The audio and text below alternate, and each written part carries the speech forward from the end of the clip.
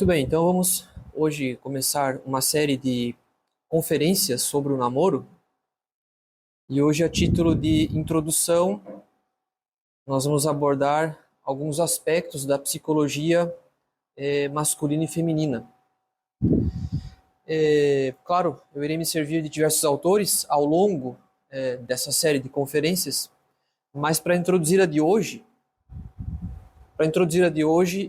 eu me sirvo de um autor, de um título que é bastante inusitado para a questão, porque não é um livro sobre matrimônio, sobre namoro, é um livro sobre sacerdócio. É a obra O Sacerdote no Mundo, que foi escrito por um padre alemão nos anos 30, e essa edição que eu tenho está em espanhol e foi publicada nos anos 50. Então, o que é que diz esse autor, que vai tratar de questões modernas, pelo menos para os anos 30, sobre o sacerdócio? Ele diz algo bastante interessante. As relações sociais e econômicas se desviaram até tal ponto da norma reta imposta por Deus, que resulta muito difícil ao homem cumprir o que Deus manda. Então, os costumes na sociedade se desviaram enormemente da vontade de Deus, da lei da igreja, da moral católica, de maneira que está cada vez mais difícil para as pessoas cumprir aquilo que Deus manda. Frequentemente, podem as circunstâncias mais do que a vontade do indivíduo. A gente nem sempre faz aquilo que quer. Um exemplo corrente: dois jovens de valor, dentro de sua categoria, se amam, sem possuir os meios econômicos necessários para contrair matrimônio. Coisa, hoje em dia, inadmissível para muitos, se falta essa base. Então, é inadmissível, hoje, ou seja, nos anos 30, que dois jovens sem meios possam se casar. Então, para uma boa parte dos casos, se eles não tiverem meios econômicos, eles não poderão contrair matrimônio. Isso aqui é muito interessante e para mim foi muito consolador ter lido isso, porque ele quer dizer o seguinte, o autor. Já nos anos 30, era o caso de muitos, hoje em dia é o caso de praticamente todo mundo, que se a pessoa não tivesse meios econômicos, ela não conseguiria contrair matrimônio. Mas até uma certa época, isso não era tão necessário assim, por causa da herança. Pelo menos o filho mais velho ia herdar uma parte das terras do pai, e já teria com o que garantir a sua subsistência. Pelo menos o filho mais velho ia ter uma boa herança. Ele ia herdar uma parte das terras do pai. Então ele não precisava ganhar a vida. Pelo menos até a Revolução Francesa, todo mundo herdava a profissão do pai. Aprendia com o pai, continuava a profissão do pai. Hoje não. A gente sai de casa, mesmo tendo nascido numa família abastada, a gente sai de casa sem saber qual vai ser a nossa faculdade. E depois que a gente tiver concluído a faculdade, por onde a gente vai começar a nossa vida profissional. Então, praticamente todo mundo começa do zero, tendo que fazer a sua vida profissional e econômica. Até uma certa época da sociedade ocidental, não era o caso. Agora, o autor nota o que, nos anos 30, muitos não poderiam se casar, porque justamente se tornava cada vez mais frequente, o que hoje é o caso de praticamente todo mundo. A gente não tem meios para fazer a vida, simplesmente porque nossos pais têm esses meios. Nem sempre é tão simples assim, né? Em boa parte dos casos, o fato do pai ter uma profissão não quer dizer que o filho tenha uma profissão. O fato do pai ter uma casa não quer dizer que o filho terá uma casa. O fato do pai ter um carro não quer dizer que o filho terá um carro. Então eu releio o autor. Dois jovens de valor, dentro de sua categoria, se amam, sem possuir os meios econômicos necessários para contrair matrimônio, coisa, hoje em dia, inadmissível. Quer dizer, o matrimônio, inadmissível para muitos, se falta essa base. O pároco, ele coloca entre aspas, a gente pode incluir aqui qualquer outro sacerdote, o pároco não poderá, sem dúvidas, aprovar tal amor. Por isso o terão por seu inimigo. Essa é a parte que mais me consola. Ou seja, já nos anos 30, quando um padre dissesse não, por enquanto não, o que é que os jovens pensariam do padre? Ele é o meu inimigo. Ele não quer a minha felicidade. Ele me proibiu de namorar, pelo menos agora, ou quem sabe com essa pessoa. Então, o que é que o autor constata? Os jovens que consideram o seu pároco o seu inimigo, porque ele proibiu o amor deles. Ele continua. Isso não quer dizer que sejam ateus, somente que não lhes é tão fácil ser bons cristãos como o foi a seus pais. Para a geração dos pais deles, foi mais fácil ser católico. Para a geração deles, não tanto. E por isso, há esse embate. O pároco tenta impor a lei moral, dizendo, talvez não seja o momento de vocês começarem a namorar, vocês não têm a menor condição financeira para contrair matrimônio daqui 2 anos. E o casal, que vai se revoltar contra o pároco ou qualquer outro sacerdote, dizendo, ele não quer a minha felicidade. Ou então a igreja e a sua moral é rigorosa e, consequentemente, é insustentável continuar praticando a fé católica. Eu vou ter que abandonar, ou quem sabe procurar um padre que me dê uma lei mais branda numa outra instituição. Então isso me consolou bastante quando eu li esse trecho desse autor, porque é exatamente o que a gente passa, só que numa escala muito maior, num grau muito maior. Ou seja, o quanto que as pessoas não conseguem compreender aquilo que o padre espera delas, né, dos leigos, e o quanto que é difícil para o sacerdote se fazer compreender. Então a gente vive numa época difícil, em que, como a sociedade se afastou muito da lei moral, é difícil que as pessoas compreendam o bem delas na lei moral, porque não é o que todo mundo está fazendo. Aliás, é o que praticamente ninguém está fazendo. E por isso o autor se pergunta, como convencê-los de que esta lei, para eles tão dura, é uma norma fundada no amor de Deus? Como convencê-los de que isso é para o bem deles, é para que eles sejam santos? Então a primeira dificuldade que a gente tem que superar, a guisa de introdução, é justamente o espírito do mundo. Ou seja, o que nós pretendemos estudar e aplicar não é o que todo mundo está fazendo, é o que praticamente ninguém está fazendo. E isso pesa. Isso pesa. A gente vai ter que enfrentar o espírito do mundo, a reprovação da sociedade. E talvez a primeira reprovação seja dos pais, que vão dizer, mas por que é que vocês não saem de casa? Uma vez por todas? Por que é que vocês não vão morar juntos? Para que esperar tanto? Ou para que se casar tão cedo? Para que daqui dentro de 2 anos? Não querem esperar 5, 10 anos? Lá na frente, quem sabe? Né? Podem morar juntos enquanto isso, não precisa se casar. Né? Então existe esse obstáculo que é o espírito do mundo. Ninguém está fazendo o que a gente se propõe a fazer e é preciso enfrentar com o espírito de fé essa norma ditada pelo espírito do mundo. E a segunda dificuldade vem do espírito da carne. Claro, também reinante na nossa sociedade, mas que tem um fundamento na nossa natureza humana ferida, ou seja, a paixão desordenada e a dificuldade de ordená-la conforme a graça, conforme a fé. Essa paixão desordenada que cega e precipita um jovem a decisões perigosas e potencialmente danosas. A gente sabe como é que as coisas começam, a gente não sabe como é que elas terminam. E é por isso que um outro autor, que na verdade a gente não sabe quem é, porque a publicação é anônima, mas se diz apenas que foi escrito esse livro por um assistente da Ação Católica. Também é um livro, bom, esse aqui que foi escrito em espanhol, mas está traduzido em português, e a edição que eu tenho é dos anos 40, chamado O Decênio Crítico, para os moços e as moças dos 16 aos 26 anos.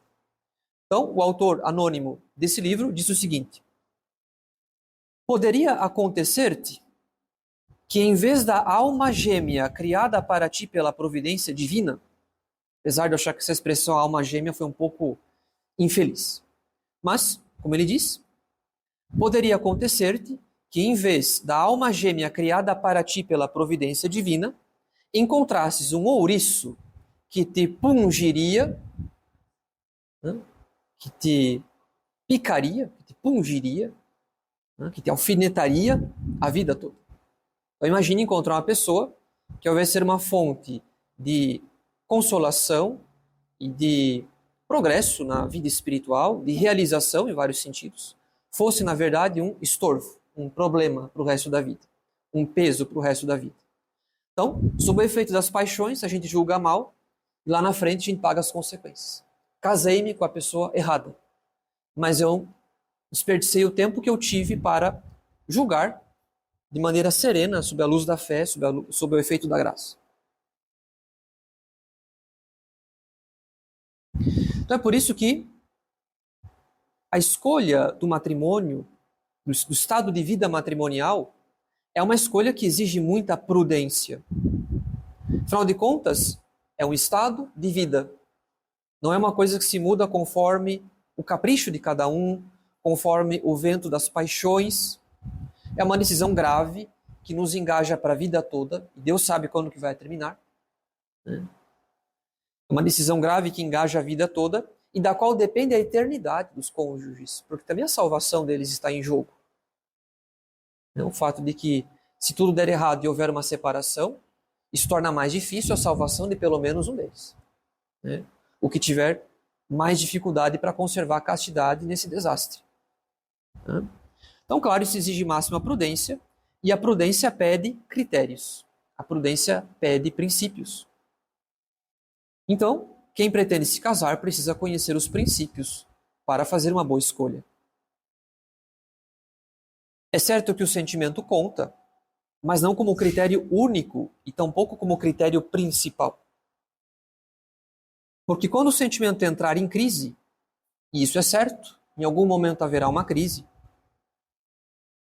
o que sobra, nesse caso, nesse momento, para sustentar um estado de vida que é para a vida toda, justamente quando o sentimento entrar em crise? O que é que sobra para sustentar? E é por isso que a maioria das pessoas prefere divorciar.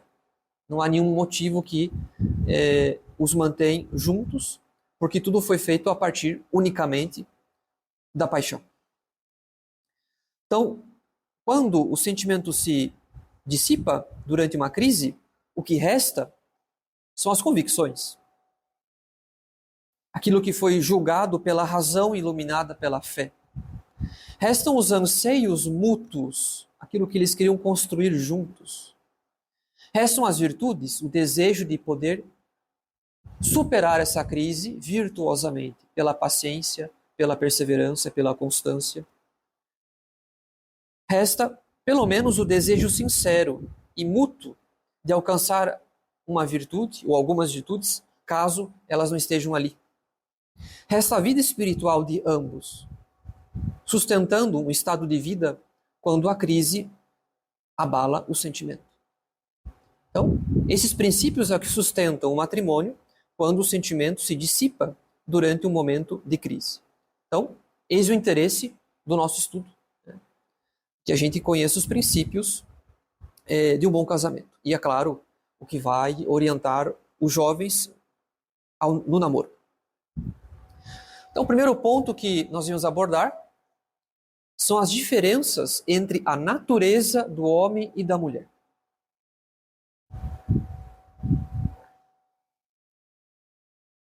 Feita essa introdução, vamos abordar as diferenças entre a natureza do homem e da mulher.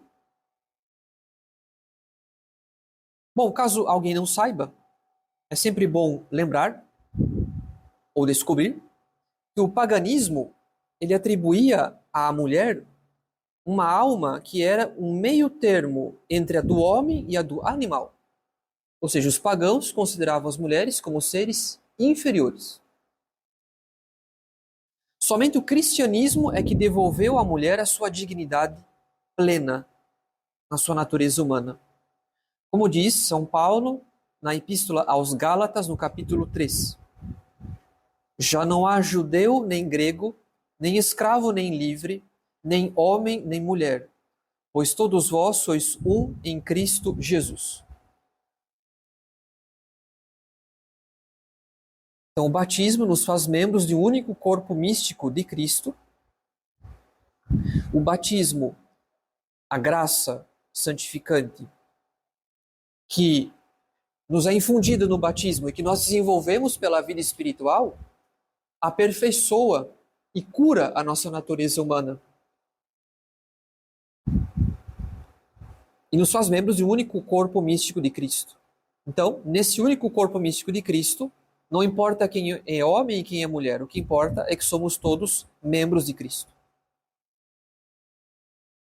Então, o cristianismo devolveu à mulher a sua dignidade. A graça eleva a nossa natureza e não faz caso das nossas diferenças secundárias, acidentais. Em Jesus Cristo, o homem e a mulher são iguais em dignidade. Então, isso quer dizer que, claro, a graça nos eleva a uma mesma dignidade de filhos de Deus, porém, também devemos reconhecer que a alma da mulher não é inferior à alma do homem. A alma da mulher é a mesma alma humana que a do homem. Não há uma diferença essencial entre a alma de um e a alma do outro. A alma da mulher e do homem não há uma diferença essencial. Senão seriam naturezas distintas. A alma humana, ela é a mesma, tanto para a mulher quanto para o homem. Não é na alma que nós encontramos as diferenças entre ambos. Porque a alma não é sexuada. Não é a alma que é sexuada, é o corpo. São as diferenças somáticas, são as diferenças físicas que determinam uma diferença notória de operação. Ou seja, uma vez que essas diferenças físicas, somáticas, elas vão influenciar depois a psicologia de cada um, é que em seguida a gente observa um comportamento diferente entre mulher e homem. Mas essa diferença de comportamento não é porque a alma de um e de outro é diferente, mas é porque o corpo determinou uma psicologia diferente para um e para outro. Deus não quis que a mulher fosse idêntica ao homem. Deus quis que ela fosse semelhante. Como diz o Gênesis, no capítulo 2. A mulher, ela não é idêntica ao homem, apesar de possuir a mesma dignidade. Ela é semelhante ao homem. Ela foi criada para complementar o homem, para complementar as suas tendências naturais com outras tendências que ele precisaria adquirir em união com a mulher. Então, o homem tem certas tendências naturais, para que ele possa adquirir outras tendências, ou seja, para que ele possa praticar outras virtudes e temperar as suas próprias tendências, então ele se une à mulher. Em união com a mulher, ele adquire outras tendências, ele consegue adquirir outras qualidades e ele tempera as suas próprias tendências para evitar um excesso. Isso vale também para a mulher. Então, um complementa o outro. Ora, essas diferenças, elas não são apenas de comportamento, mas elas já são diferenças físicas, como nós tratamos aqui, as diferenças somáticas, de corpo. Né? Então, antes de serem diferenças de comportamento, elas já são diferenças na anatomia de ambos. Na anatomia de ambos. Mesmo quem nunca estudou medicina, já percebe, a experiência nos faz perceber, que a estrutura física da mulher tende a ser inferior à do homem. Claro, admitindo exceções. E a gente até acha engraçado um casal em que a mulher é mais alta que o homem, a gente acha curioso. mas porque a gente sabe que a tendência é que ela seja uma estrutura inferior à do homem. E com certeza mais delicada. E um estudo mais exato da anatomia confirma a nossa experiência. O peso muscular do homem gira em torno de 40 a 45% do peso total de um homem, podendo chegar a 50% do peso total do homem. Na mulher, o peso muscular gira em torno de 25 a 35% do peso total. Então, em média, 10% a menos que o peso muscular do homem.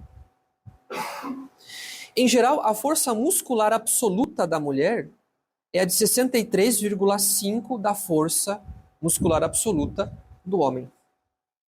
Da importância de que em certas competições os homens compitam com os que eles entrem em competição com os homens e que as mulheres entrem em competição com as mulheres, sem misturas. Ao contrário, alguém vai sair em vantagem injustamente. Então, apenas observando esses números, essas porcentagens, a gente já observa o quanto que para psicologia masculina, para a vida moral masculina, mais propriamente dizendo, é fundamental que um homem saiba praticar as filhas da virtude da fortaleza e da temperança, claro, para governar essa força. Seja para não cometer uma violência contra a sua namorada ou a sua esposa, e tampouco contra os filhos. Os homens têm mais dificuldade para praticar a virtude da clemência, ou seja, de diminuir as penas. Eles têm uma tendência maior à vingança, não à clemência. Quem tem tendência à clemência é a mulher, que vai sempre conter o marido num excesso de rigor para punir um filho. Então ele tem mais força muscular. Ele tem uma tendência maior a esse exercício de uma certa violência no seu caráter, no seu comportamento, etc. Então ele precisa realmente adquirir um domínio de si para não cometer nenhum excesso, né? Para não sucumbir a nenhuma tentação no excesso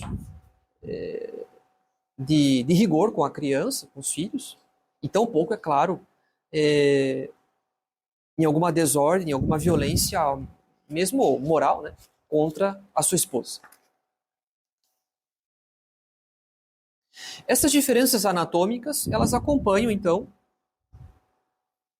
as diferenças psicológicas, isto é, as diferenças de comportamento, mas principalmente as diferenças de mentalidade, como que cada um vê a vida, o mundo, como é que eles concebem e organizam o mundo em seu interior, como é que eu concebo o mundo, como é que eu organizo o mundo no meu interior. Então, essas diferenças anatômicas, elas acompanham as diferenças psicológicas. Para ser mais concreto, os hormônios masculinos e femininos que atuam desde a gestação, que organizam as conexões cerebrais no sentido da identidade sexual daquele indivíduo, né? Eles são determinantes para que ele tenha um comportamento adequado à sua própria identidade. Então, desde a gestação, a nossa natureza está trabalhando para a gente ter um comportamento adequado à nossa própria identidade. Então, no cérebro masculino, o estrogênio promove a desfeminização, o que leva à supressão das funções cerebrais femininas no homem, para que ele possa exercer funções tipicamente masculinas. Então, o corpo induz um homem, né, inclina um homem a ele ter um comportamento masculino, e o mesmo vale para a mulher, para que ela tenha um comportamento feminino. Então, isso vem da gestação. Porém, na puberdade, ocorre um refinamento dessas diferenças sexuais. Quando ocorre a organização dos circuitos neurais sexuais no cérebro do adolescente em desenvolvimento, começa a haver uma organização, né? O que facilita essa expressão do comportamento sexual típico da pessoa, do que convém para a pessoa. Então, esse enraizamento, esse aprofundamento do comportamento típico acontece na adolescência. O que significa o seguinte: claro, tem uma base genética. Mas se a gente não trabalhar no indivíduo o comportamento que ele é adequado, essa genética não se desenvolve em plenitude. Então o que conta não é só a base genética. O que conta também é a epigenética, quer dizer, é preciso que a gente trabalhe uma manifestação coerente, típica à natureza daquele indivíduo para favorecer aquele comportamento que lhe é adequado. Então, nós também, em outros campos, como por exemplo a nossa memória, nós temos capacidade de memorização. Mas se a gente não trabalhar direito a nossa capacidade de memorização, nós vamos esquecer as coisas. Quer dizer, a nossa natureza não faz todo o trabalho, tem uma parte do trabalho que nos compete pelo nosso comportamento. Então veja, é fundamental que o indivíduo na adolescência tenha recebido uma educação que favorecesse o florescimento, o desenvolvimento do comportamento que lhe é adequado. Por isso que a adolescência é uma fase crítica. E é por isso que o autor escolheu esse título, Decênio Crítico, dos 16 aos 26 anos. É uma fase crítica. Se você tiver recebido uma educação confusa, ambígua, passado por traumas, essas coisas vão se enraizando no nível dos circuitos cerebrais. E é mais difícil depois, claro, consertar. Não que seja impossível, né? Mas exige, é claro, um trabalho mais sistemático. Então, a partir desse fundamento fisiológico, quais são, então, as consequências para a psicologia, ou seja, para o comportamento masculino e feminino? Então, nós temos uma base anatômica, fisiológica, que repercute no comportamento. Então, afinal de contas, qual é esse comportamento típico masculino e feminino?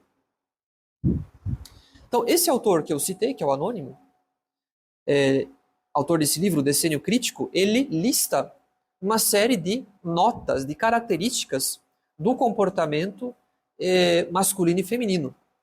Agora, é claro, são notas típicas para alguém que escreve nos anos 40. Eu tenho certeza que algumas coisas são até contestáveis para a nossa época, né? Não são tão evidentes para a nossa época, até porque, é claro, a mudança da sociedade também implica que algumas coisas não são tão, digamos, definidas quanto foi na época do autor. Mas ele faz essa divisão de características, de notas, e em geral eu considero bastante interessante. Em geral eu considero bem observado, né? Afinal de contas, ele observa o quê? Claramente que o homem é mais voltado para atividade, para ação, para a realização de uma obra, né? De algo que vai produzir uma sensação, claro, de sucesso, de êxito, de realização. Enquanto que a mulher, pelo contrário, ela é muito mais, digamos, percebida no seu comportamento, na sua receptibilidade, ou seja, na sua acolhida, no seu engajamento social, não tanto em fazer algo, mas em se relacionar com as pessoas. Ela é muito mais relacional, podemos dizer, enquanto que o homem é muito mais, digamos, preocupado com uma obra que ele realiza externamente, fora de si. Uma coisa que ele realiza fora de si. No homem existe muito mais uma tendência à audácia, ou seja, uma certa coragem para enfrentar alguma coisa, né, uma audácia. Enquanto que na mulher prevalece uma paixão que é o pudor, quer dizer, uma certa retração. Uma certa retração. Não vou dizer que seja uma covardia, um medo, mas uma certa retração, uma certa preservação de si diante de algumas situações. Não é uma virtude, a virtude é a castidade. O pudor é uma paixão. O pudor é uma paixão que, é claro, favorece a castidade quando bem trabalhado. No homem prevalece uma certa autonomia, quer dizer, um certo domínio de si, no sentido de querer liderar, de querer chefiar. Na mulher prevalece a submissão. Claro, aqui, numa época de empoderamento feminino, a gente pode até contestar isso, mas num casamento clássico dos anos 40, certamente a mulher exerceria bem esse papel de submissa. Ela seria educada a ser submissa ao seu marido pela sua mãe. No homem prevalece a autoridade, o exercício da autoridade. Nela prevalece, bom, segundo o autor, a oração. Quer dizer, na mulher existe uma inclinação maior a recorrer a Deus quando ela se vê incapaz de fazer alguma coisa. Um homem dificilmente recorre a Deus, a não ser que ele tenha uma vida interior bem garantida, mas há uma tendência natural, que pode ser até uma tentação, em tentar resolver tudo com meus próprios, e depois, em último caso, no desespero, eu me vejo obrigado a pedir a Deus. As mulheres têm uma inclinação muito maior a pedir a Deus tudo. Né? Os homens têm uma inclinação maior a tentar, digamos, dominar a situação. E na sua impotência, ele acaba recorrendo a Deus, mas como último recurso. Né? Então, a importância também da mulher observar a vida interior do seu pretendente, do seu namorado, do seu noivo, do seu esposo, porque ela tem que observar se ele está vencendo essa tentação, essa inclinação natural de tentar dominar as coisas com sua própria força. Né? No homem prevalece a firmeza, na mulher prevalece a resignação. Ele pode ser mais tenaz, mais obstinado na sua opinião, ela pode ser mais maleável e resignada. Talvez uma certa desistência, quem sabe, em algumas situações que exigem muita firmeza, né? muita constância. Claro, isso admitindo exceções, admitindo inclusive o quanto que dos anos 40 para cá muita coisa mudou no comportamento típico das pessoas, sobretudo para quem não pratica a fé. Né?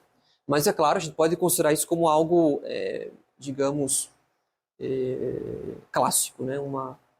Uma visão muito clássica. Então, quem sabe até estereotipada, podemos dizer. Né? No homem prevalece o exercício da força, da virtude, da fortaleza, das filhas da fortaleza. Né? Então, o domínio da situação, nelas prevalece a docilidade, essa capacidade de escutar, né? De ceder à opinião do seu esposo, de ouvir, de escutar. No homem prevalece um senso de justiça muito claro, e é por isso que quando o filho apronta, a mãe espera o pai chegar para contar para o pai o que aconteceu, porque ele representa muito mais a justiça. Nelas prevalece muito mais a graça.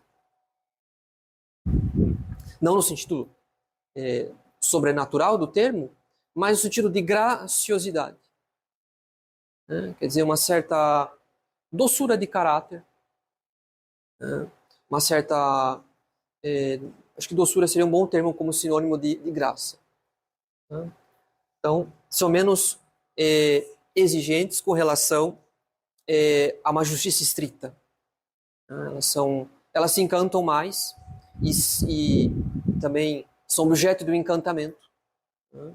Então, os homens se deixam menos vencer por um certo encantamento, no sentido de que quando eles se obstinam em querer que a justiça se cumpra, né, dificilmente ele vai levar em conta outros aspectos. Outros aspectos. Segundo o autor, no homem prevalece a perseverança, nelas prevalece a indulgência ou a clemência. Né? Então ele vai ser mais insistente para atingir um objetivo, elas vão ser mais indulgentes, mais clementes em ceder, em não fazer questão de perseverar em algo se elas julgam que não vale a pena. Em mudar de opinião, né? Ser mais receptiva a uma outra opinião. Claro, um comportamento típico admite exceções de pessoa, de época também. No homem prevalece a razão, na mulher prevalece a paciência. Quer dizer, ela está disposta a esperar para atingir um objetivo, a conversão do esposo, a recuperação de um filho que se perdeu na vida. Né? Eles muitas vezes podem calcular e dizer, não há mais o que ser feito. Não vale a pena esperar. Já fizemos tudo. Tem que abandonar o caso, abandonar a pessoa, a situação. Então eles são mais calculistas e elas ainda nutrem, é claro, uma paciência toda feminina, claro, sempre recorrendo também à oração, à esperança que elas depositam em Deus. Né? No homem prevalece a ciência, na mulher prevalece o sentimento. Não sei se eu pulei alguma parte, mas no homem prevalece a vontade, nela, na mulher, prevalece o afeto. Então, ele se confia na sua própria vontade, na sua capacidade de fazer algo, seu desejo de fazer algo, e pode haver precipitação aqui também, às vezes. Aqui, pelo contrário, prevalece o afeto. Então, como eu disse, eu não faço questão também de que todas essas notas sejam, digamos, incontestáveis e absolutas. Eu acredito que é um quadro, um resumo que um autor dos anos 40 faz, que tem o seu valor, sobretudo para a época dele, os católicos daquela época. Mas a gente pode olhar para esse quadro e pensar, isso se aplica bem, isso não se aplica tão bem, pelo menos não hoje. Mas já nos dá uma visão de um comportamento típico, quem sabe estereotipado, masculino e feminino.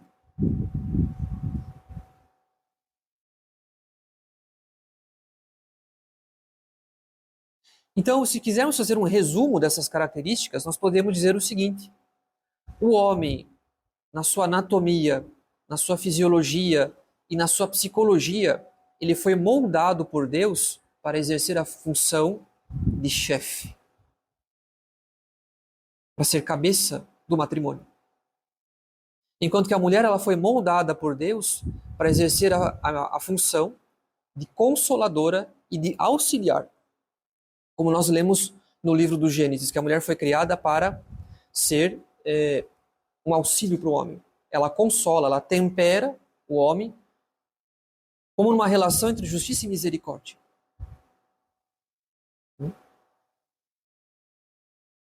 Temperando certas características para que ele não se exceda na justiça, para que ele não se exceda na vingança, mas para que ele consiga exercer clemência e desenvolver um maior afeto, uma maior empatia para com o próximo.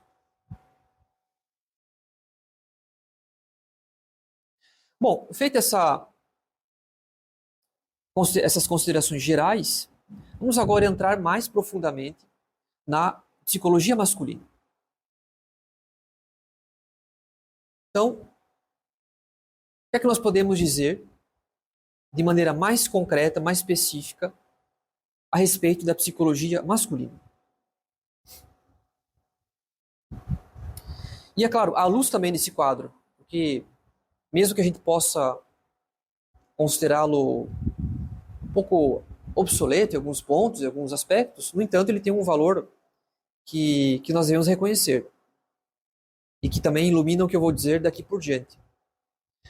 Então, segundo um psicoterapeuta, os homens, diz ele, valorizam o poder, a competência, a eficiência e a realização. É aquilo que eu disse em primeiro, isso é muito válido. Então, o homem se importa muito com a obra externa que ele vai realizar. Com aquilo que ele vai produzir. Com a ação que ele vai realizar. Com o efeito que ele vai causar. Então ele valoriza poder, competência, eficiência e realização.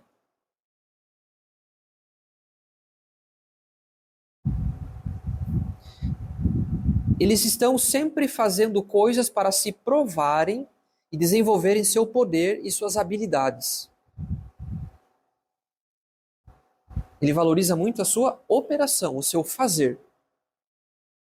Seu senso de si mesmo é definido pela sua habilidade em alcançar resultados. Ou seja, um homem mede a sua própria personalidade pela sua capacidade em fazer algo e fazer bem feito. Seu senso de si mesmo é definido pela sua habilidade em alcançar resultados. Eles experimentam satisfação principalmente através do sucesso e da realização. Quer dizer, nenhum homem quer ser um homem do fracasso, mas do sucesso e da realização. Nesse sentido, continua o autor, eles estão mais preocupados com atividades externas, como caçar, pescar e correr de carro. Eles se interessam pelas notícias, tempo e esportes e não poderiam se importar com romances, novelas e livros de autoajuda. Quer dizer, qualquer assunto de homem.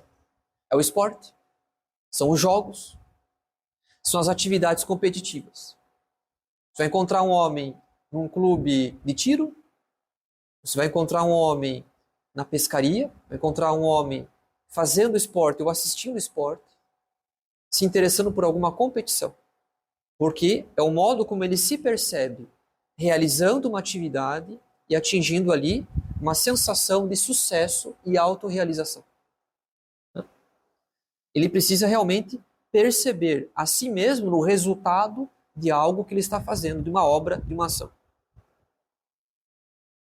E por isso não é normal, mas para a nossa época, infelizmente, já não é tanto o caso de muitos homens, não é típico, pelo menos, que os homens se interessem por romances, novelas, livros de autoajuda e assim por diante. Que também, é claro, é uma coisa que as moças podem muito bem prestar atenção. Um rapaz que está muito viciado em romances e novelas, livros de autoajuda, etc. Quer dizer, ele tem uma sensibilidade que talvez não seja tanto para ele, de algo que não realiza tão bem como homem, né? Que não realiza tão bem a sua virilidade. Então é preciso tomar cuidado com isso. E esse autor acrescenta: eles estão mais interessados em objetos e coisas do que em pessoas e sentimentos. Quer dizer, na psicologia masculina o que importa mais são os objetos, as coisas, do que pessoas ou sentimentos. Enquanto as mulheres fantasiam sobre romance, os homens fantasiam sobre carros, possantes, computadores mais rápidos, bom, pelo menos ali para a época do autor, nos anos 90, invenções, engenhocas e tecnologia nova e mais potente. Também outro assunto de homem, tecnologia. Ah, você viu que lançou isso, que lançou aquilo, etc. Os homens estão preocupados com as coisas que possam ajudá-los a expressar poder. Coisas que possam ajudá-los a expressar poder através da criação de resultados e do alcance de metas. Então, uma arma faz com que o homem se sinta homem. Ele atira, ele desenvolve uma habilidade. Um esporte faz com que ele desenvolva uma outra habilidade motora, físico-motora. Né? Um esporte que ele não pratique, mas que ele assista, faz com que ele desenvolva uma outra habilidade, que é a capacidade de se engajar, de torcer por um time e ter aquela sensação ali da vitória. Também uma outra meta tipicamente masculina, né? Um resultado, um sucesso e assim por diante. Então, os homens se preocupam com coisas que os ajudem a expressar poder, manipulando coisas, né? Ou, claro, também realizando certas ações. Agora, não basta isso. Isso já nos dá aqui uma noção muito concreta de como são os homens. A gente pode pensar no pai, no avô, no tio, no padrinho. Talvez algumas moças pensem no seu namorado ou ex-namorado, enfim. Isso já nos dá uma noção muito concreta de um comportamento típico masculino. Mas isso não basta. Não basta essa inclinação ao poder, à eficiência e à realização. Continua o autor. Não basta essa inclinação ao poder, à eficiência e à realização para ele se sentir bem em relação a si mesmo. Por quê? Ele tem que atingir essas metas por si só. Então, poder é uma característica tipicamente masculina. Desejo de poder, vontade de poder. Mas não basta. Tem uma outra característica masculina, que é fazer por si mesmo. Fazer por si mesmo é outra característica tipicamente masculina. Tanto é que eu escrevi ali, segundo esse quadro do autor, lá dos anos 40, a autonomia. Fazer por si mesmo. Não depender de ninguém para fazer aquilo.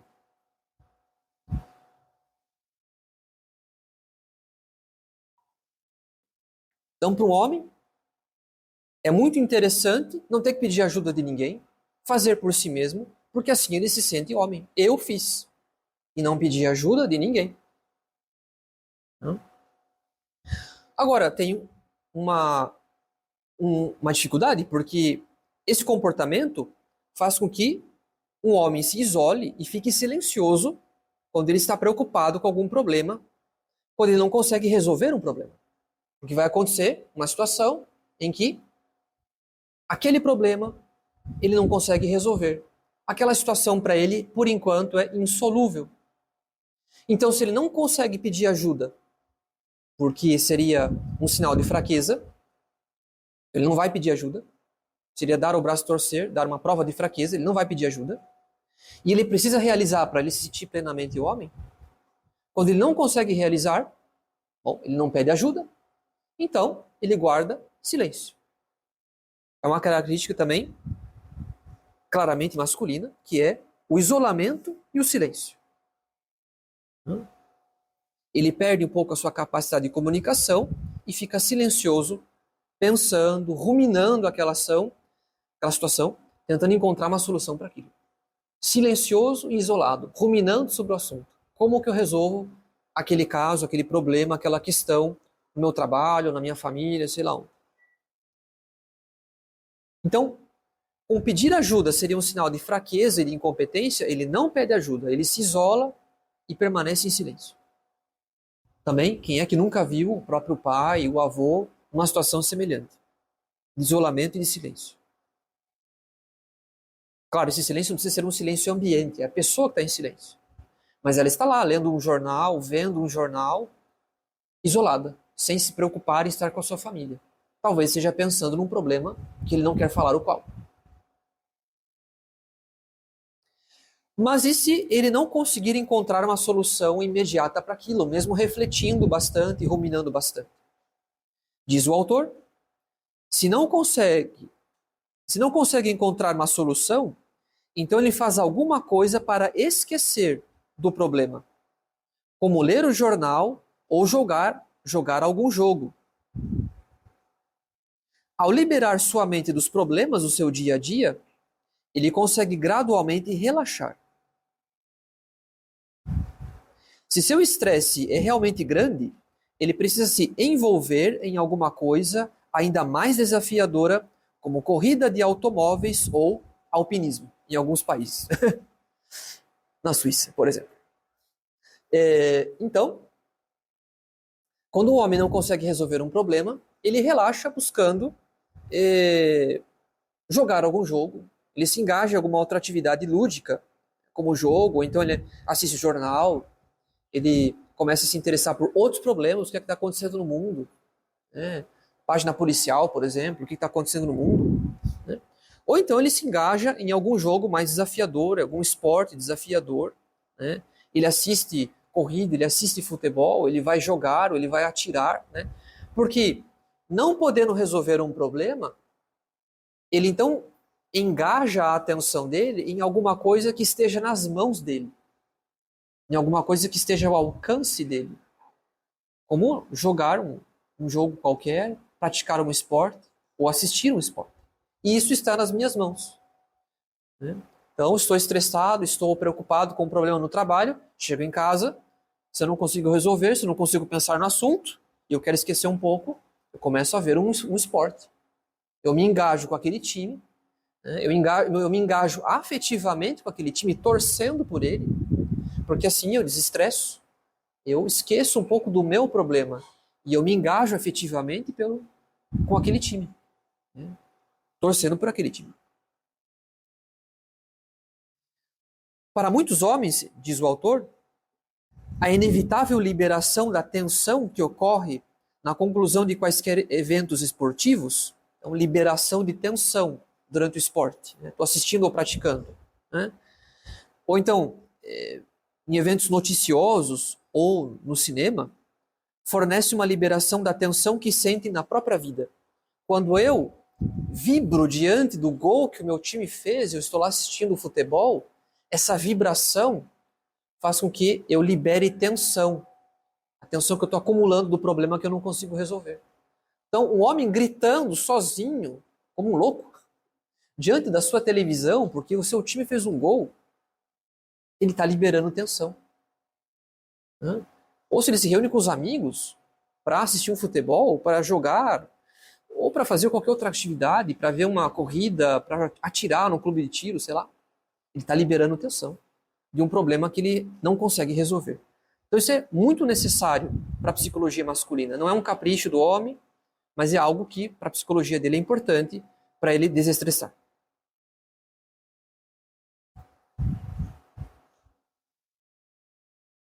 Agora, aqui nós temos um perigo, já que os homens precisam desestressar com alguma atividade que libere tensão, como assistir um esporte. Eles precisam liberar tensão. O que acontece quando um homem tem dificuldade em exercer a virtude da fortaleza, as filhas da fortaleza? Constância, perseverança, paciência. Quando um homem tem dificuldade em exercer a fortaleza, as filhas da fortaleza, diante de dificuldades ou problemas da vida que parecem insolúveis.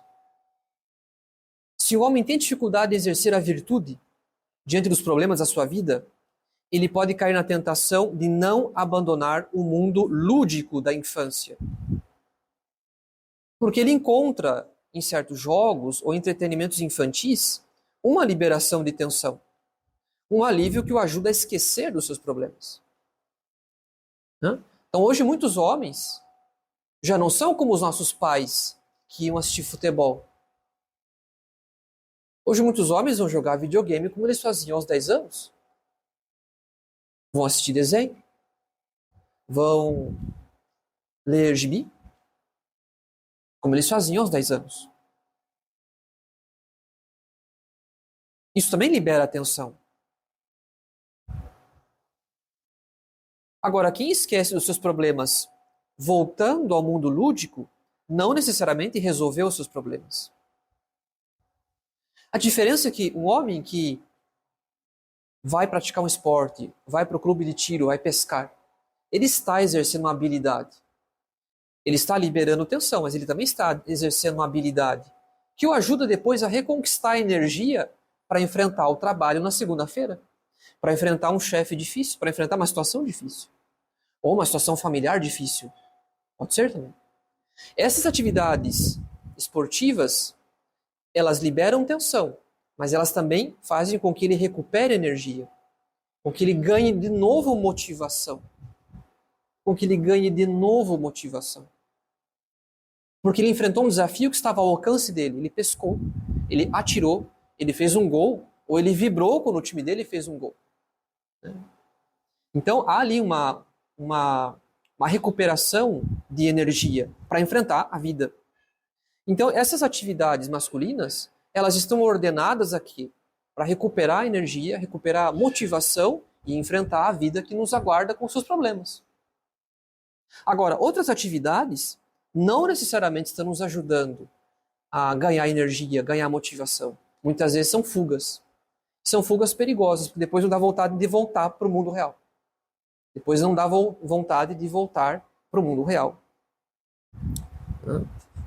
Então, há também a tentação da fuga em certas atividades. Então, o divertimento do homem, se ele for bem ordenado, ele o ajuda a reconquistar força, energia, motivação para enfrentar a vida, para ganhar coragem e enfrentar a vida. E não como fuga, o que seria uma espécie de aceitação da derrota. Aceitação de que aquele problema é insolúvel e não tem o que fazer. Não como prêmio de consolação. Não tenho o que fazer, então eu vou esquecer o problema e eu vou ficar lá vendo o desenho animado, jogando videogame e assim por diante. Então, claro, não que haja pecado nessas atividades. Não que haja pecado. E não que seja proibido que um homem adulto jogue videogame ou que ele leia um gibi. Também não quero encontrar matéria de pecado onde não há. O problema é preciso colocar limites, moderação, que às vezes pode ser uma fuga. Então é preciso que a pessoa se interrogue a si mesma. Por que eu estou fazendo isso? Um pai que vai jogar 1 hora de videogame na semana com o seu filho está fazendo ali um exercício para dar atenção ao filho, para acompanhar o que o filho está jogando, no caso de ter liberdade para isso em casa, no caso do pai permitir isso em casa. Agora, é claro, a gente vê ali claramente que o interesse desse pai é muito mais para ajudar o filho, né? Para o bem do filho. Né? Agora, às vezes, ele está procurando certas atividades infantis como fuga. Fuga de um problema que eu não quero ou eu não consigo resolver. Como aceitação da derrota. E isso é uma coisa que as moças devem ficar atentas. Não como algo que não tem solução, não como prova de que essa pessoa está perdida, não como um fenômeno isolado, porque acontece com muita gente, mas como algo que deve ser tratado com atenção, né, para evitar uma desordem. Então, o que sempre é melhor para o homem é que ele pratique atividades desafiadoras, que vão ajudá-lo a recuperar energia, força, coragem para enfrentar a vida. Então, o que é tipicamente masculino hoje e sempre é o esporte. Né? Um exercício físico, ou qualquer outra atividade desafiadora, como, por exemplo, eu falei aqui tantas vezes, né, atirar. E hoje é uma coisa que está um pouco na moda nos ambientes católicos tradicionais, né, quase uma condição para ir para o céu. Mas enfim, se for o caso, estou perdido. Se for o caso, estou perdido. Enfim. Então, é claro, o homem precisa exercer atividades que vão ajudá-lo a enfrentar a vida, né, e não a desistir das dificuldades.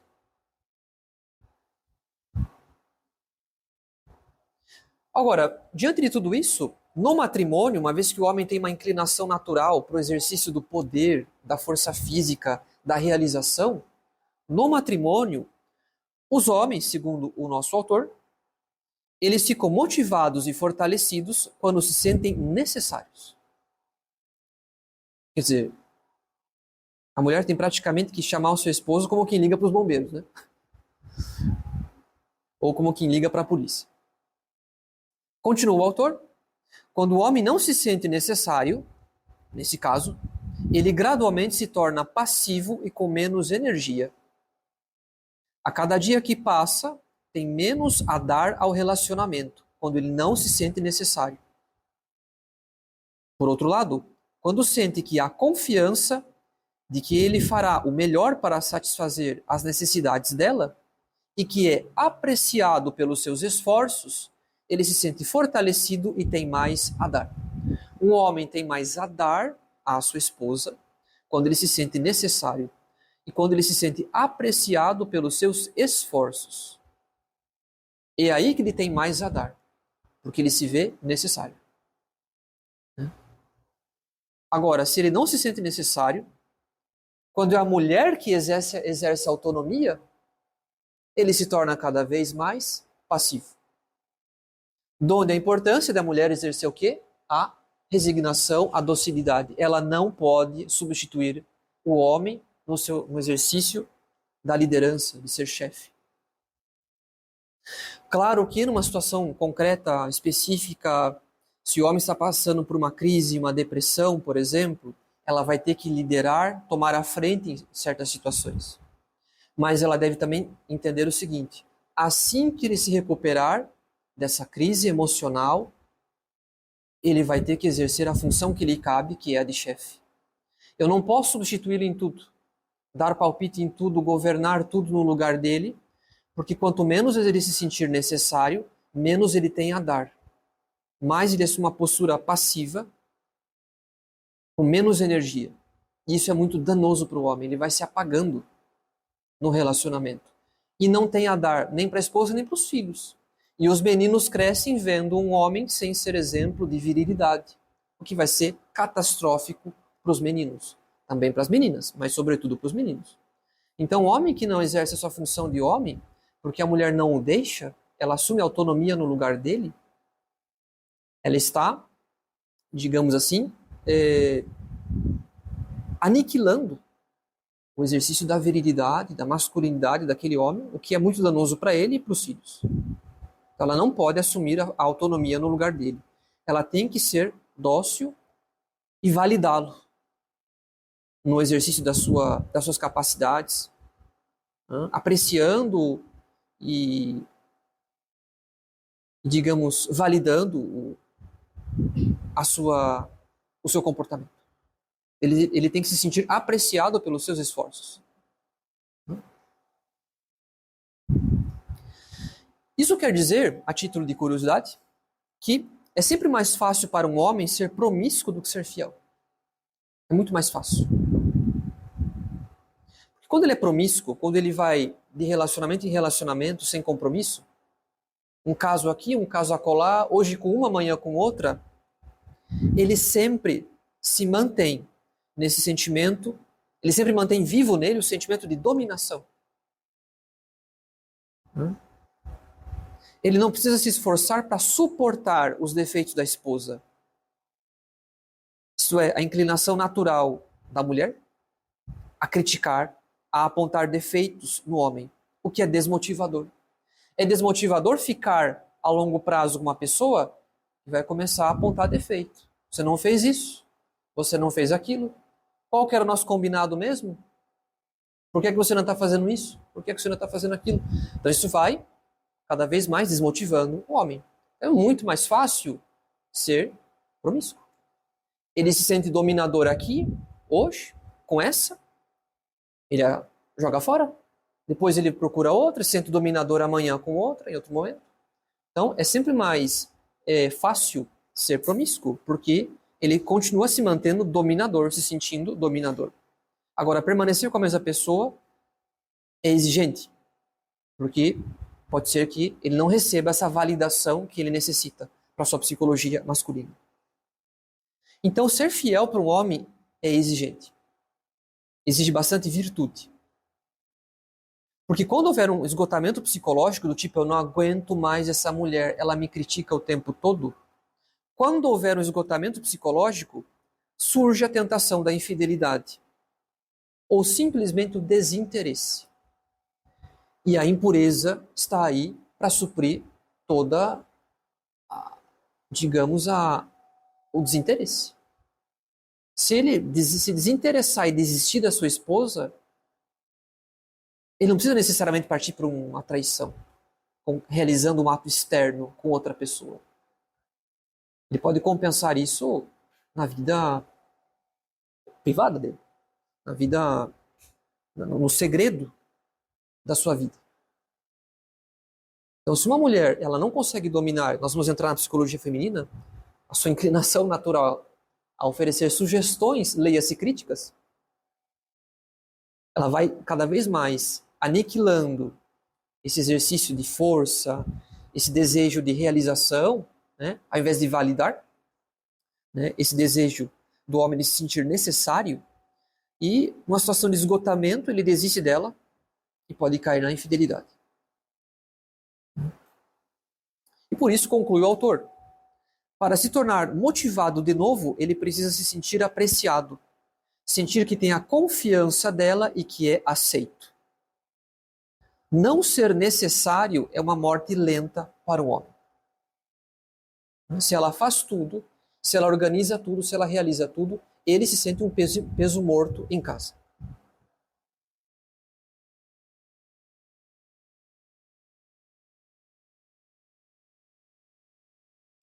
E aqui surge a importância de nós considerarmos o seguinte: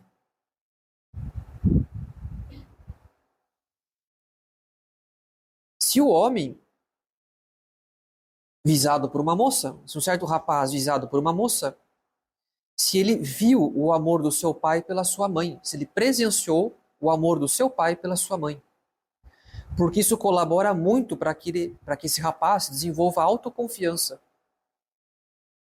Porque, afinal de contas, ele sabe, pela sua própria experiência, que o matrimônio atravessa crises. Que nenhum homem é perfeito. Né? E que ele também pode errar, apesar de ser chefe. Agora, se ele veio de um matrimônio complicado, enfim, se ele é filho de um matrimônio complicado, né? Muitas vezes vai faltar essa experiência própria. E não tendo visto o amor do pai pela mãe e da mãe pelo pai, nas primeiras experiências de frustração, já do namoro, quem sabe, mas sobretudo no casamento, ele não vai saber gerir essas experiências de frustração. E vai se sentir inútil em casa. Não entendendo como é que as mulheres são, porque ele nunca viu de maneira sadia o comportamento da mãe com o pai, do pai com a mãe, né? Que apesar das crises as coisas se resolviam e eles se entendiam bem de novo depois. Então essa experiência de amor conjugal matrimonial que ele viu ali entre o pai e a mãe é fundamental para ele entender que, bom, isso aqui vai passar, as coisas vão melhorar lá na frente, ninguém é perfeito, eu posso muito bem superar isso daqui, etc. Então hoje nós temos um grande problema nos homens, que é a falta de experiência com frustração. Eles nunca viram nada entre os pais, porque na verdade toda a crise era uma crise imensa, né? E sempre com tendência à separação, e às vezes ocorreu a separação, né? E não foi educado por um pai presente e virtuoso, exemplar, a enfrentar a frustração. De maneira que quando ele tem que passar pelas suas frustrações no namoro e no casamento, ele quebra. Ele entra em colapso. É importante para a moça conhecer como é que foi sua família e seu pai.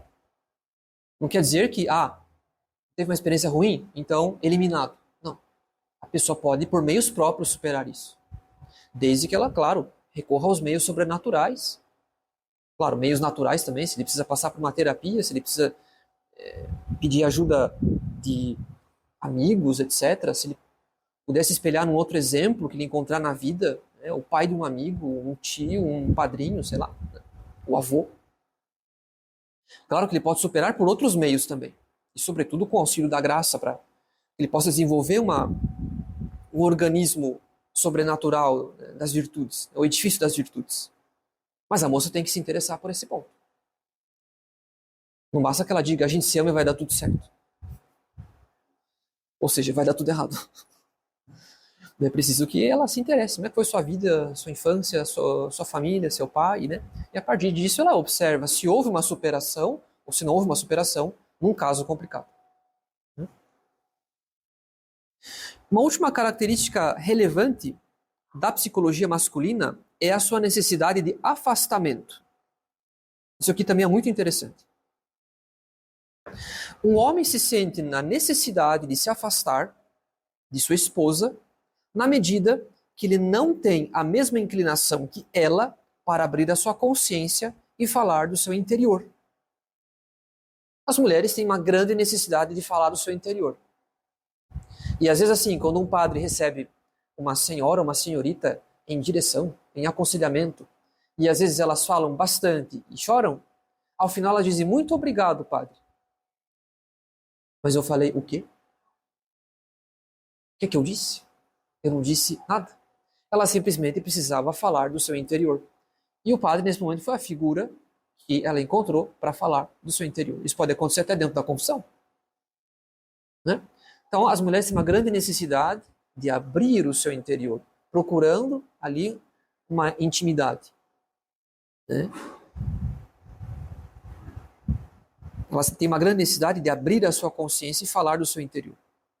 Ao passo que os homens não têm essa necessidade de falar do seu interior. Então, os homens são muito mais objetivos. Tudo bem? Tudo bem. Como é que foi seu trabalho hoje? O mesmo de ontem. Então, eles não vão entrar em grandes detalhes, né? Não vai escrever um romance para falar como é que foi o dia de trabalho. Né? Ele vai ser objetivo, criterioso, calculista, frases curtas, simples, não vai ter uma grande necessidade de falar de tudo. Né? Então, justamente como ele não tem essa inclinação a abrir o seu interior o tempo todo, e para qualquer coisa, quando ele sente que ele atingiu o seu limite, quer dizer, a minha esposa ela está exigindo demais de mim nessa matéria, a tendência dele é afastar-se. Eu não aguento mais, ou seja, eu atingi o meu limite, eu não quero abrir tanto, e o tempo todo. Então é uma tendência natural do homem de afastar-se.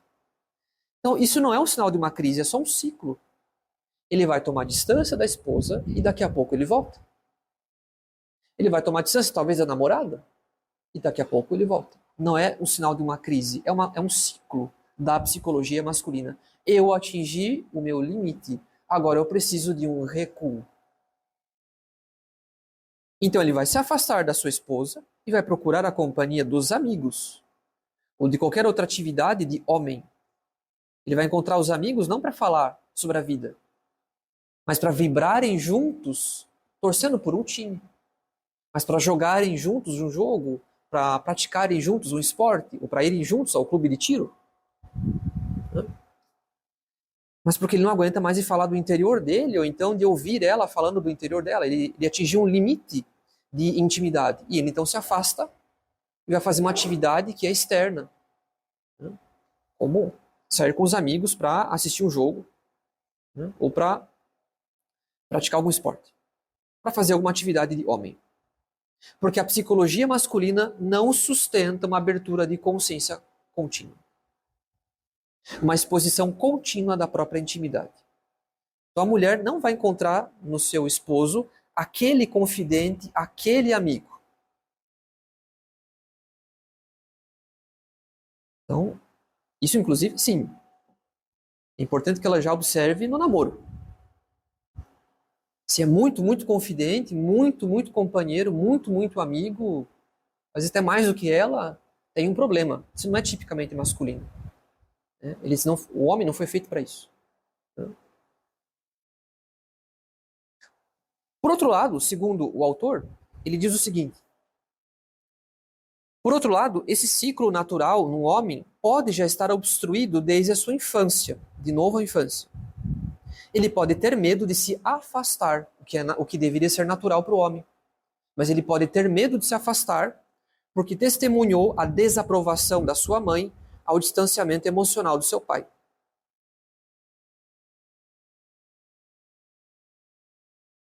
Então, o homem naturalmente precisa se afastar, porque ele não consegue sustentar uma abertura de consciência contínua, mas ele assistiu na infância o quê? Que a mãe ficava muito indignada quando o marido passava um tempo com os amigos.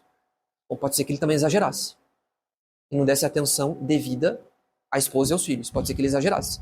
Mas se não, tem uma tendência natural a procurar os amigos, a fazer um esporte, a sair de casa, a se afastar. Né? E que a mãe ficasse realmente muito indignada ou simplesmente triste, depressiva, porque o marido saiu de casa. Né? E ela queria que ele ficasse ali o tempo todo. Né? Então, observando isso na infância, ele desenvolve um sentimento de insegurança. Eu não posso me afastar nunca da minha namorada, senão eu vou perdê-la. E aí, ao invés de ele ser uma figura de apoio, porque ele vai oferecer para ela segurança, ele é o mais inseguro do relacionamento do que a sua namorada. Porque ele tem tal medo de perdê-la que ele fica completamente vulnerável e demonstrando insegurança para ela, o que é muito danoso. O que vai ser danoso, sobretudo, para os filhos, especialmente os meninos. Se ele for uma figura que demonstra o tempo todo insegurança, uma emotividade desregulada, medo, né? O que não é bom para o homem.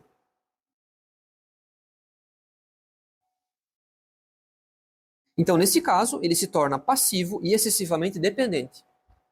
Então, faz mal para as moças namorarem um rapaz excessivamente dependente, né? Que tem medo de perdê-la, que até você pode até fazer umas chantagens assim.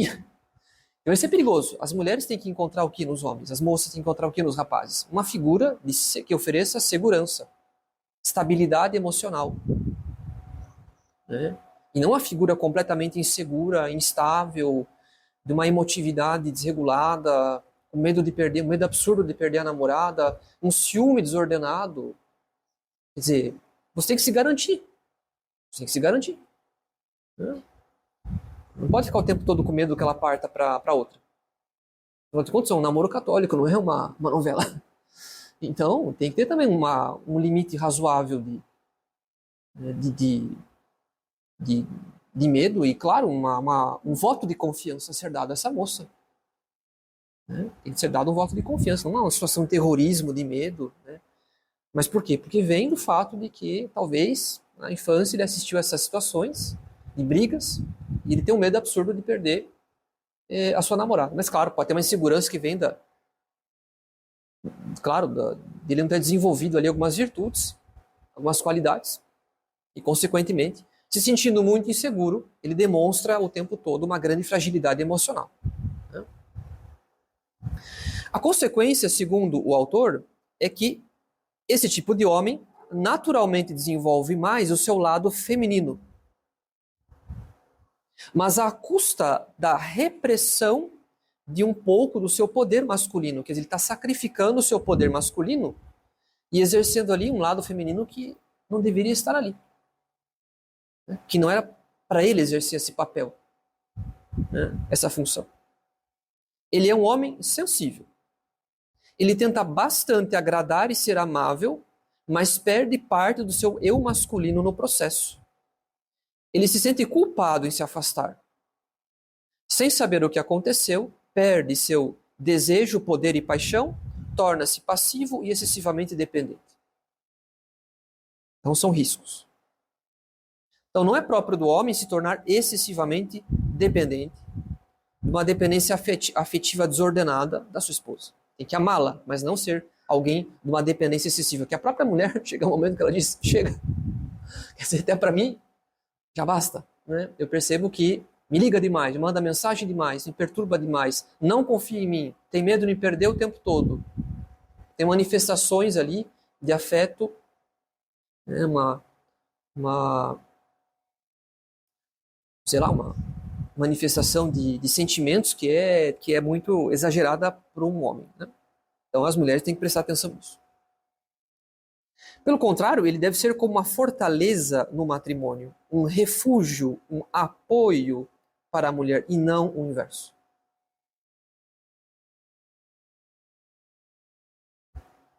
Porque do contrário, se ela perceber que seu marido é fraco, isso pode frustrar a sua psicologia feminina. Ou se ela tiver uma tendência à dominação, ela pode se sentir muito satisfeita do marido fraco porque ela controla tudo. Mas não é próprio dela. Porque seria danoso. Seria danoso. Ela não vai conseguir governar como um homem senhor de si teria governado a casa.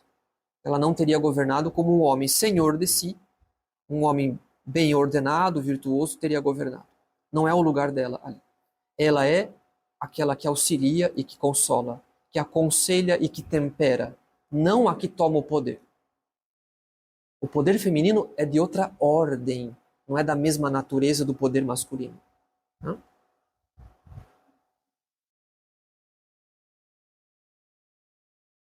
Agora, para concluir, vamos entrar na psicologia feminina. Então, segundo esse nosso autor, as mulheres não valorizam a realização, o sucesso e fazer algo, desempenhar uma atividade que demonstre capacidade, realização e assim por diante, sucesso. As mulheres valorizam o amor, a comunicação, a beleza e os relacionamentos. Amor, comunicação, beleza e os relacionamentos.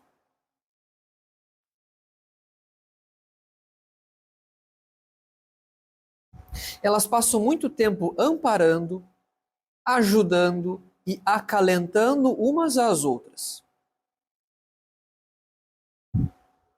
Basta ver que uma mulher nunca entra sozinha no banheiro.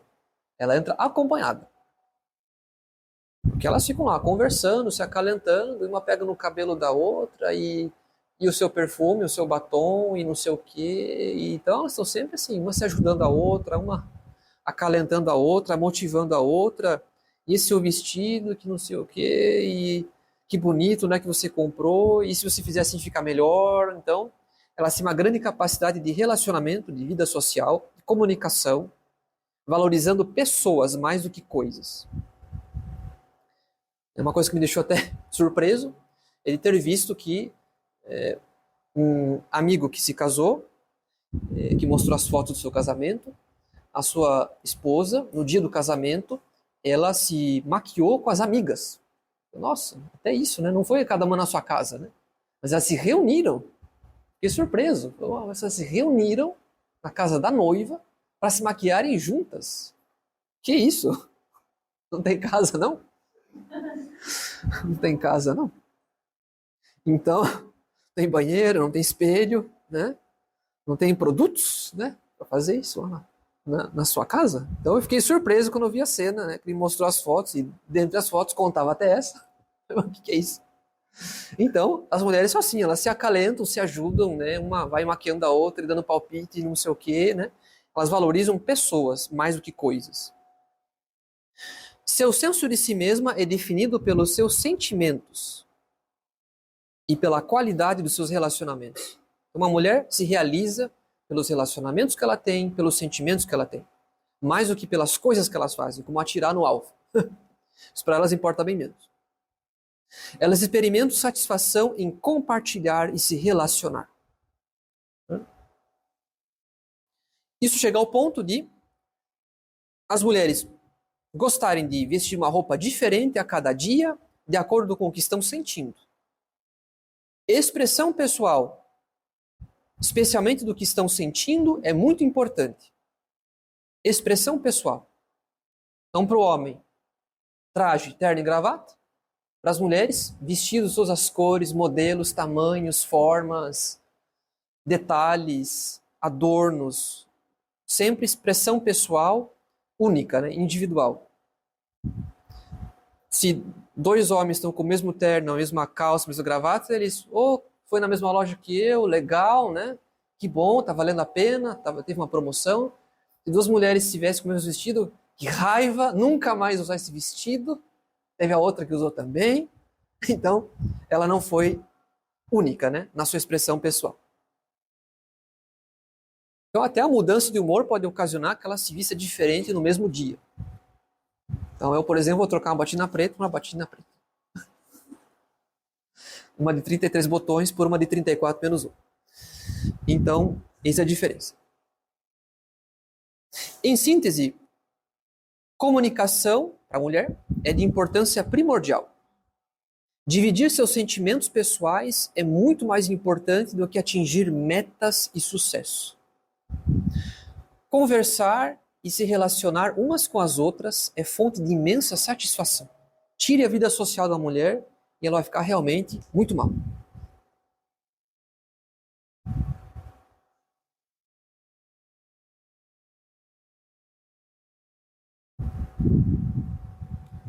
Ora, aqui a gente vê a grande diferença entre a psicologia masculina e feminina. Um homem quer se realizar fazendo algo e para isso ele não pede ajuda, porque seria sinal de fraqueza. Ora, uma mulher não tem concepção alguma dessa sensibilidade masculina. Ela não vê o mundo como os homens veem. Porque para ela, se alguém se oferece para ajudá-la, é só mais uma pluma no seu chapéu, como diz o autor. Puxa, que legal, vamos nos maquiar juntas. Puxa, que legal, vamos ao banheiro juntas. Puxa, que legal, vamos fazer tal coisa juntas. Fazer um bolo juntas. Fazer uma torta, vamos cozinhar juntas. Pelo contrário, elas não estão preocupadas em realizar uma coisa sozinhas. Para elas é mais motivador ainda ter mais amigas para dividir uma coisa juntas. Isso faz com que elas se sintam amadas e acalentadas. Mas oferecer ajuda a um homem, nós já sabemos, pode fazê-lo se sentir incompetente, fraco e até desamado. Para a mulher, contrariamente ao homem, é um sinal de solicitude dar conselhos e sugestões. Quer dizer, é um sinal de amor. É um sinal de amor, ou seja, é porque eu amo uma pessoa que eu estou dando conselhos, estou dando opiniões para melhorar, para realizar melhor, para dar mais certo. Dar conselhos e sugestões. Elas acreditam firmemente que quando alguma coisa está funcionando, elas podem sempre fazer funcionar melhor. Aqui você poderia melhorar isso daqui. Seu marido está lá lavando o carro, está faltando aqui. O que para o homem é desolador, né? Me deixa em paz, eu estou lavando o carro. Então, para elas sempre é possível melhorar, acrescentar algo. Então, elas acham que isso é um bem, né? É um modo de participar e de demonstrar amor, dar conselhos. Quando elas se preocupam com alguém, diz o autor, elas livremente apontam o que pode ser melhorado e sugerem como fazê-lo. Oferecer conselhos e críticas construtivas é um ato de amor. Ora, se as mulheres dão conselho, se elas dão palpites, isso quer dizer que elas conversam sobre problemas, o que um homem não faz. As mulheres conversam sobre problemas para se aproximarem de alguém. E não necessariamente para conseguir soluções. Como o homem não quer demonstrar fraqueza, ele não fala sobre problema nenhum. Ele guarda segredo, ele tenta resolver por si mesmo. Agora, quando uma mulher quer se aproximar de alguém e demonstrar amor, ela abre o coração e fala sobre seus problemas, seu cotidiano, sua vida. Não porque ela quer uma solução, não porque ela é prática e quer uma solução, mas porque ela quer se aproximar de alguém. Se vai ter solução ou não, não interessa. Interessa menos, né? Interessa mais o quê? É que falar de si, falar dos seus problemas é uma ponte que me aproxima de alguém. Elas compartilham fragilidades, ao invés de esconder fragilidades. E de repente, elas se sentem melhor, porque externalizaram um problema. Então, elas não escondem, elas externalizam. Elas manifestam o seu interior como uma ponte para se comunicar com alguém, para se aproximar de alguém, né? Ao invés de fugir disso como sinal de fraqueza. Portanto, para as mulheres, dividir os problemas com alguém é de fato considerado um sinal de amor e confiança e não uma chateação. As mulheres não se sentem envergonhadas de ter problemas. Seus egos não dependem de parecerem competentes, mas sim de participarem de relacionamentos amorosos, participativos, né? Ou falando dos meus problemas, da minha vida, etc. Elas compartilham abertamente seus sentimentos de fragilidade, confusão, desesperança e cansaço. Em resumo, as mulheres querem ser acalentadas pelos homens, né? Receber deles ali o sentimento de acolhida, né? Pela figura do homem que transmite segurança, fortaleza, né?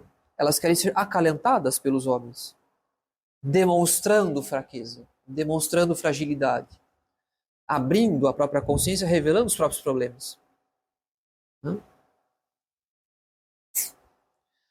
Então, elas querem ser acalentadas pelos homens por uma figura que comunique validação aos seus sentimentos e não solução aos seus problemas. Então, se uma mulher diz para o homem que o trabalho vai mal, eu estou me sentindo muito cansada, ele vai dizer, então largue. Então, peça demissão. Mas ela não quer ouvir isso dele. Ela quer ser apenas escutada, para que isso lhe traga um alívio, para depois ela voltar ao mesmo trabalho do qual ela está reclamando. Então, não é que ela quer a solução, procurar um outro emprego. Ela só quer ser ouvida que aquele trabalho traz algumas consequências, como, por exemplo, o cansaço. Então, ela não procura solução para os problemas, ela procura validação dos seus sentimentos. E como o homem não compreende essa inclinação natural da mulher em querer abordar seus problemas, sem necessariamente procurar resolvê-los, a tendência de uma mulher que não se sente ouvida, que não recebe a devida atenção do seu marido, é que ela põe em dúvida o seu valor no matrimônio. Será que ele me ama porque ele não me ouve? Porque ele não me acolhe? Né? E por isso ela exagera na doação de si, tornando-se invasiva e excessivamente responsável. Se ele não me ama, se ele não me ouve, não me dá atenção, é porque talvez eu não esteja fazendo tudo. E ela começa a fazer ainda mais. E se torna mais invasiva, né, na vida do homem, o que significa que ele vai fugir. Porque ele não quer esse nível de invasão. Então ela tenta se dar mais e ele tenta fugir mais. Então é um milagre que entre Adão e Eva e nós teve tantos casamentos na história que deram certo. A tendência é que muitos tivessem dado errado. Se não fosse, é claro, a graça e a virtude. Mas veja, há uma tendência de aproximação dela e de fuga dele. Se os dois não se compreenderem que eles funcionam, né, em frequências distintas, que são inteligências distintas, que são psicologias distintas, é claro, né, eles não se compreendem.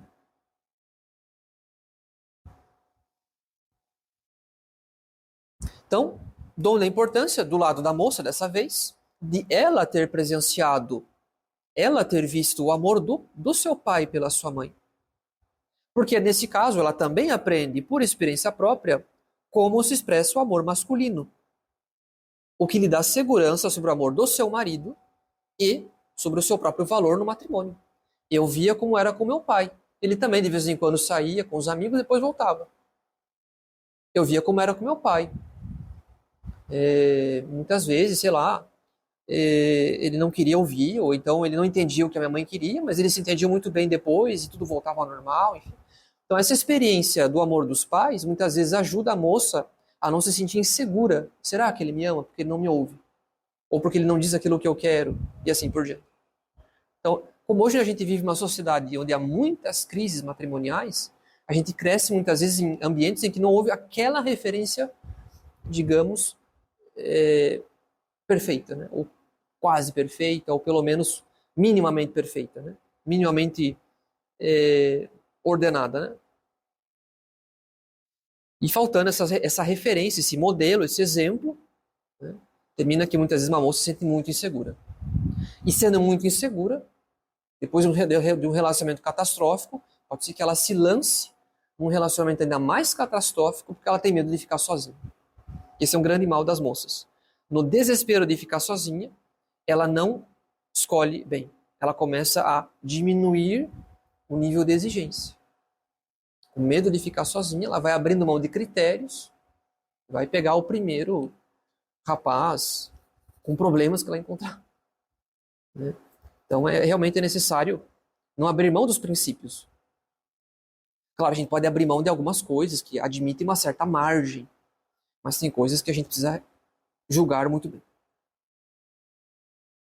A título de conclusão, outra reflexão do autor, ele diz o seguinte: a reclamação mais frequentemente expressa pelas mulheres sobre os homens é a de que eles não sabem ouvir.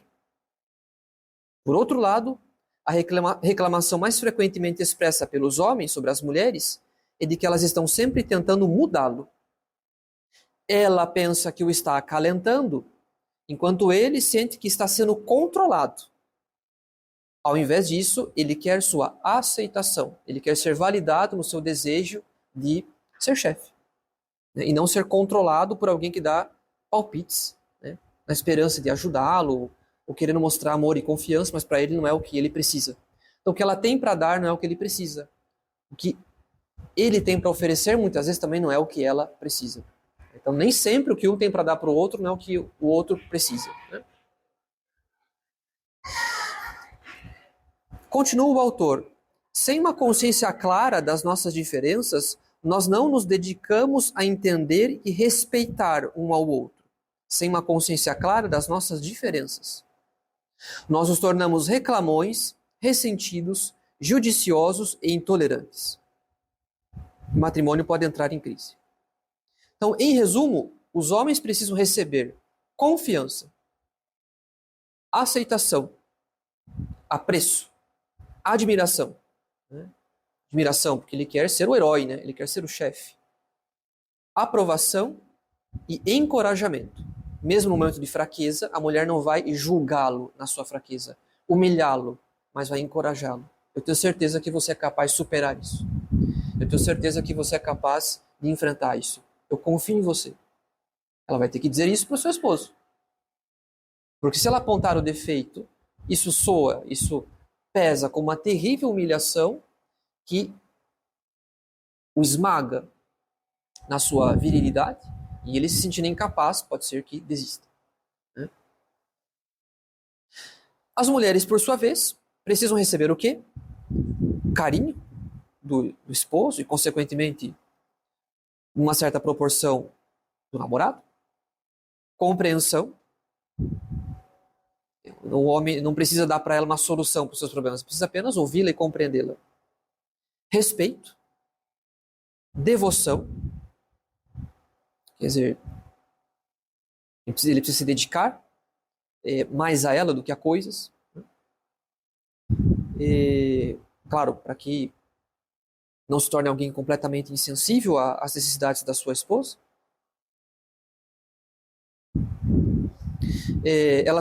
Elas também precisam receber validação do seu desejo, muitas vezes, de abrir a sua própria intimidade e reafirmação. Então, são psicologias distintas, mas que se complementam desde que cada um perceba no outro que são mundos distintos, psicologias distintas, né? Que nem sempre o que um tem para dar é o que o outro precisa receber, né? Mas que moldando o meu comportamento, e é necessário para ambos, né? se pode chegar a um equilíbrio bastante sadio que vai colaborar para a prática da virtude. Então Deus plantou certas tendências no homem, plantou certas tendências nas mulheres, e consequentemente, quando os dois se compreendem bem e se ajudam, né, um ajuda o outro a progredir na virtude, a atingir virtudes que não são aquelas das minhas tendências naturais, e a temperar as minhas tendências naturais para que elas não se desvirtuem em vícios.